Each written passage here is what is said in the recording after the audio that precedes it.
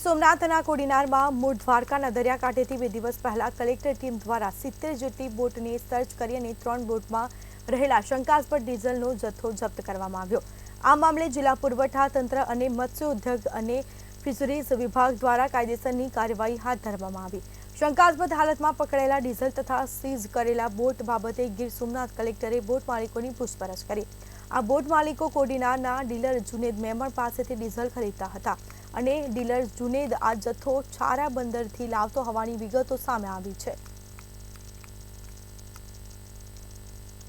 Registered બોટના માલિકોને બોલાવતા તમામની જે છે પરમિટ એ 20 તારીખે પૂરી થઈ ગઈ હતી। બીજાને તો પરમિટ પણ નહોતી દરિયામાં જવાની।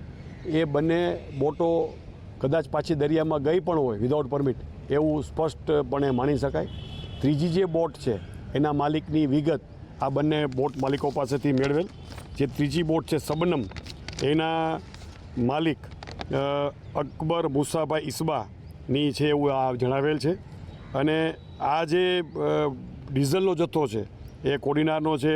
જુનેદ અલી મહમદ મેમણ સોસાયટી રેલવે ફાટક કોડીનાર એ છારાથી લાવેલો એવું પ્રાથમિક દ્રષ્ટિએ માલુમ પડે છે। આ બંને જે ઇસમો છે એની ડિટેલ અમે મેળવી લીધી છે। એને પણ અમે રૂબરૂ બોલાવી અને એની પાસેથી કે ક્યાંથી એ લોકો ડીઝલ લાવ્યા છે અને આ અનરજિસ્ટર્ડ બોટ છે એ ક્યાં એને ઉપયોગ કર્યો છે એ અમે મેળવી લઈશું। આ પ્રવૃત્તિ છે એ ઘણી ગંભીર ગણશે, કારણ કે આ તો ડીઝલ હતું, ડીઝલ જગ્યાએ બીજી કોઈ વસ્તુ પણ આ લોકો ઇલીગલી લાવી શકે છે।